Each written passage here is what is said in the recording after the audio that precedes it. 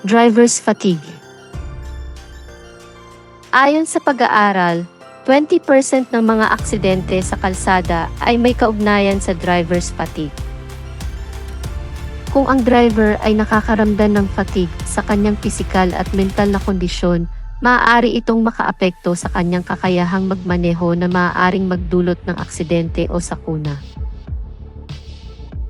Narito ang mga sintomas na ang driver ay nakakaranas ng driver's fatigue.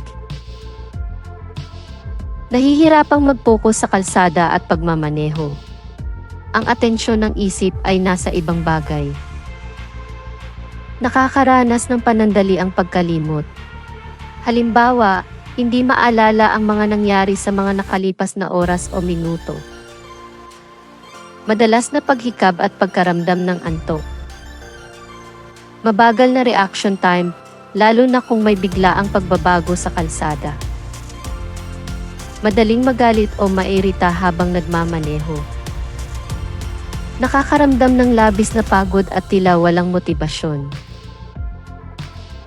Narito naman ang mga maaaring sanhi ng driver's fatigue. Kakulangan sa tulog o walang sapat na pahinga. Labis na stress o pagkahapo. Klase ng pamumuhay. Hindi nag-ehersisyo o kumakain ng masusustansyang pagkain. Paano maiwasan ang driver's fatigue? Siguraduhing may sapat na tulog at pahinga. Dapat hindi bababa sa 7 hanggang 8 oras ang tulog. Magkaroon ng balansing dieta. Kumain ng masusustansyang pagkain. Mainam din na mag-ehersisyo para mapalakas ang katawan.